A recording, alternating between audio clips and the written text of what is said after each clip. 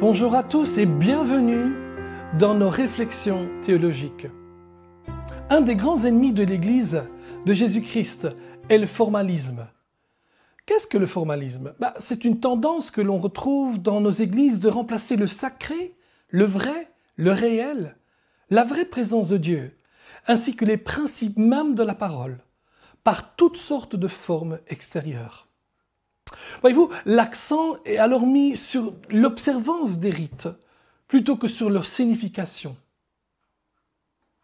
En 2 Timothée 3, 1 à 5, Paul parle à propos des gens dans l'Église ayant l'apparence de la piété, mais reniant ce qui en fait la force.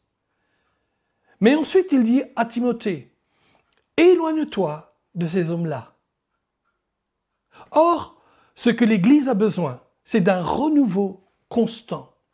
Nous ne pouvons pas vivre avec le feu d'hier, car aujourd'hui, il diminuera.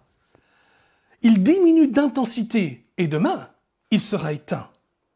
Voyez-vous, l'observance des rites, le baptême d'eau, la Sainte Seine, les agapes, la louange, la prière, le jeûne sont fondamentaux pour notre foi. Mais nous devons toujours faire attention à ce que l'observance ne se substitue pas à la signification de ces rites et de ces symboles. Voyez-vous, nous sommes devenus experts en prédication. Nous sommes en mesure de prêcher sur n'importe quel sujet de la Bible. Nous pouvons enseigner sur quoi que ce soit, mais très souvent, il nous manque la puissance et la simplicité de l'esprit. Pardon. Aujourd'hui, beaucoup de sermons sont des élaborations moralistes, éthiques, voire philosophiques. Mais ce que l'Église a besoin, ce n'est pas ce que Freud, La Fontaine ou La Rochefoucauld enseignent, mais bien ce que la Bible enseigne. Trop souvent, nous oublions ce que Paul affirme lorsqu'il dit en 1 Corinthiens 2, 4. « Ma parole et ma prédication ne reposez pas sur les discours persuasifs de la sagesse, mais sur une démonstration d'esprit et de puissance. » En d'autres mots, Paul dit ce qui fit la puissance de sa prédication n'était pas la forme, mais son contenu. Il est dit de Thomas d'Aquin que lorsqu'il fit une visite de courtoisie au pape Innocent IV, alors même que celui-ci comptait l'énorme somme d'argent qui était récoltée par l'Église dans les taxes de l'Église et qui était donc en possession de l'Église. Le pape remarque et le regarde et dit « Voyez-vous, frère Thomas, plus jamais l'Église ne devra dire « Je n'ai ni argent ni or ». Ce à quoi Thomas répond et dit « C'est bien vrai, très saint Père. En revanche, elle ne peut aussi plus dire maintenant « Lève-toi et marche ». Ésaïe dit « Quand ce peuple s'approche de moi, il m'honore de la bouche et des lèvres, mais son cœur est éloigné de moi. Et la crainte qu'il a de moi n'est qu'un précepte de tradition humaine. » Moi, je pense que c'est ça le formalisme. C'est présenter des formes extérieures, mais le cœur n'y est pas. Le cœur est éloigné de Dieu. Le formalisme, c'est adorer le Seigneur sans avoir la crainte de l'Éternel, sans avoir le respect de Dieu. Le formalisme, c'est s'occuper de la forme, mais délaisser ce qui en fait la force. Souvent, par exemple, la valeur d'une église est mesurée par son art, par sa musique, ou même par le nombre de ses membres. Quid de la teneur de la doctrine? Quid de la centralité de la prédication de la parole de Dieu? Quid de la communion fraternelle? Quid de l'enseignement? Quid du repas du Seigneur?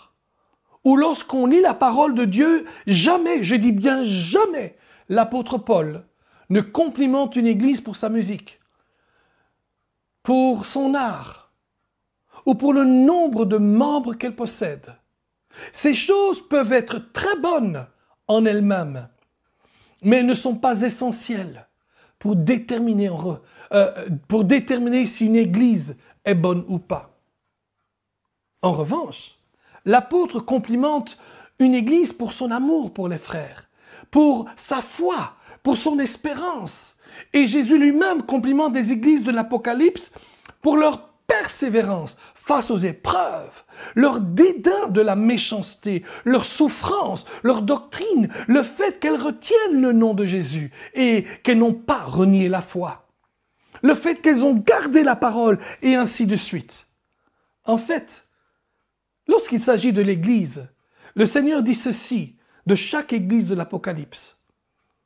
Je te connais, je connais tes œuvres, et à celui qui vaincra.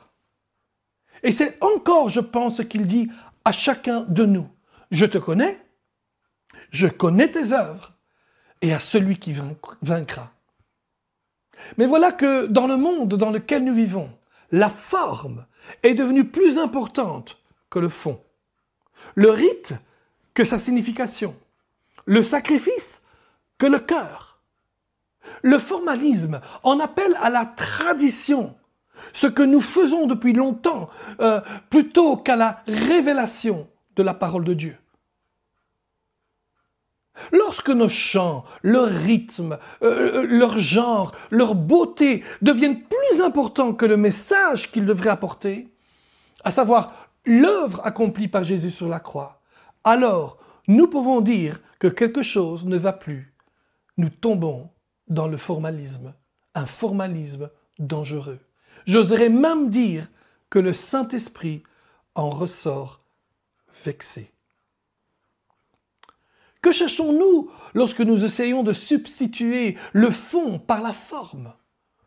En général, nous cherchons à perpétuer notre foi par des signes extérieurs, en espérant être en mesure de toujours attirer les gens. Or, ce qui attirera les gens vers le Christ, ce ne sont pas les formes extérieures, mais une foi vibrante, une foi véritable, une foi existentielle, une foi qui reflète une relation personnelle avec le Seigneur Jésus-Christ. Les formules doctrinales, quoique nécessaires à notre foi chrétienne, ne sont pas déterminantes pour le salut des gens. Nous devons porter les hommes et les femmes vers une foi personnelle et véritable en Jésus-Christ. Lorsque le geôlier demanda à Paul comment être sauvé, l'apôtre Paul lui répond « Crois au Seigneur Jésus et tu seras sauvé, toi et les tiens » dans Actes 16, 31. C'est la seule chose qui soit nécessaire pour le salut, la foi en Jésus-Christ. Ce n'est pas une foi intellectuelle, mais une confiance totale en Christ qui pourvoit au salut. Ainsi, nous ne devons pas tant rechercher les attraits extérieurs de notre foi, mais l'Évangile qui est la puissance de Dieu pour le salut de celui qui croit. Le mot salut dans ce verset est le mot grec soteria.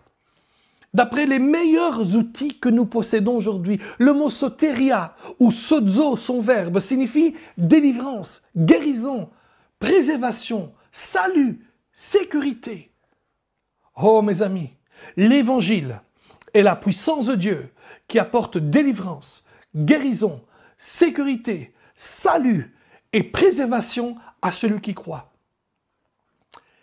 L'Évangile, ce n'est pas une idée, un concept, une chose esthétiquement belle.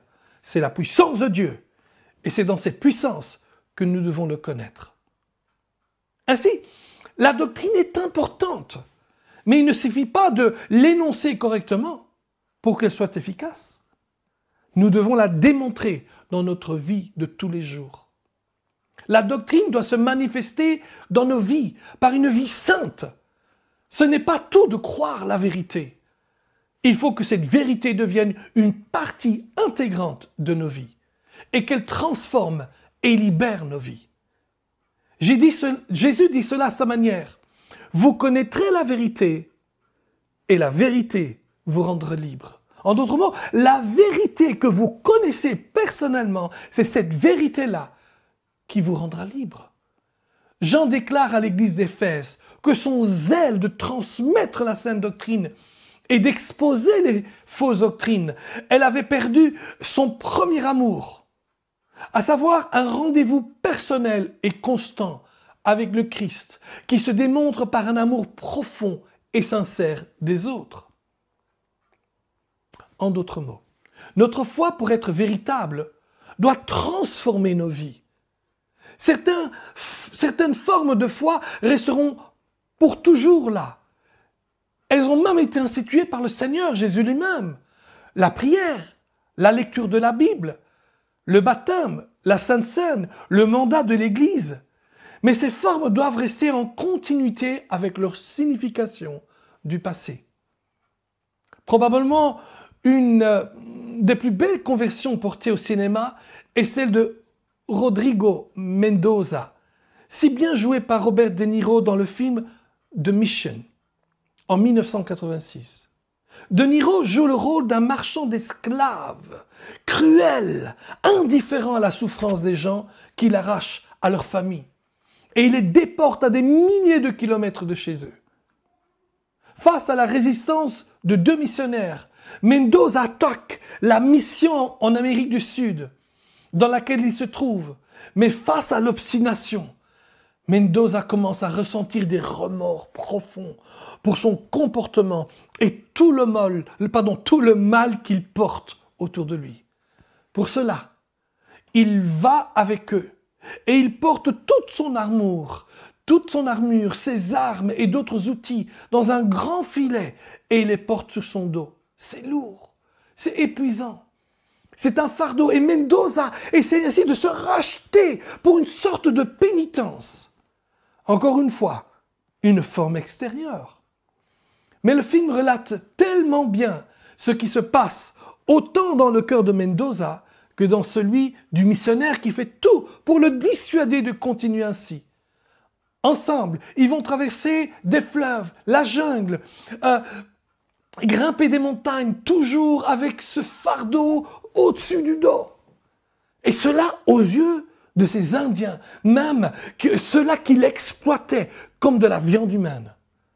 Alors qu'il tombe à terre sous le poids de ce fardeau, un de ces Indiens s'approche et il le menace avec son couteau. Mais Mendoza ne fait rien pour se défendre. Il est prêt à mourir. Mais finalement, ce n'est pas la gorge qui lui tranche, mais la corde à laquelle est attaché le grand filet plein d'armes. L'Indien jette ce filet avec tout son matériel dans le fleuve devant le regard surpris de Mendoza. Et là, il se rend compte que cet Indien avait tous les droits de se venger sur lui, de lui ôter la vie avec le couteau qu'il avait en main, voire même de le torturer. Mais non, l'Indien en décida autrement. Et ceci touche Mendoza au point qu'il pleure. Il pleure tellement. L'Indien lui fait un geste de la main pour le consoler. Et puis il rit. Oh, car il n'avait jamais vu un blanc comme cela pleurer. Tous les autres Indiens qui observent la scène se mettent à rire aussi. Et le missionnaire, merveilleusement interprété par Jeremy Irons, si je me souviens, se jette à ses pieds. Il le prend dans ses bras et pleure avec lui. Les pleurs de Mendoza se transforment non plus en pleurs d'un pénitent, à nouveau la forme, mais en larmes de joie, la joie du salut, la joie du pardon, la joie d'être accepté malgré tout le mal fait. Les rires des Indiens ne sont plus des rires moqueurs, mais c'est de gens émerveillés par une transformation radicale de leur tortionnaire. C'est ça la différence entre la forme et la réalité. La foi en Christ n'est pas une formulation, ce n'est pas un rite, c'est une expérience vivante, personnelle, avec un Dieu personnel. Je me rappelle que lorsque le philosophe Pascal relate son expérience personnelle avec Jésus-Christ, il est clair que son intérêt pour la théologie et pour la Bible ne suffisait pas pour lui. Ne suffisait pas pour lui apporter ce que la seule et vraie conversion pouvait donner. Ainsi, alors qu'il lisait l'évangile de Jean au chapitre 17, la présence flamboyante de Jésus-Christ apparut dans sa chambre. Et sous la conviction du péché, il décida de donner sa vie à Jésus et à vivre une vie consacrée pour lui. Oh, ne substituons pas le fond pour la forme. Vivons une foi vibrante, réelle, passionnée, explosive, extravagante pour le Seigneur. Le formalisme est un ennemi de l'Église lorsqu'il prend la place d'une relation personnelle avec le Seigneur. Lorsqu'il se substitue à la signification que chaque forme pourrait avoir. Retournons à la simplicité de l'Évangile et laissons l'Esprit de Dieu illuminer la parole de Dieu et inspirer nos cœurs. Lorsque le prophète Ézéchiel vit les eaux séchées et qu'il prophétisa sur ces eaux, et ceci reprise vie, pourquoi le fit-il? Non pas par la lettre qui tue, mais par l'esprit qui vivifie. C'est comme cela que nous pourrons apporter un témoignage toujours frais, toujours neuf pour les gens autour de nous. Que la grâce de Dieu soit avec vous. Soyez bénis.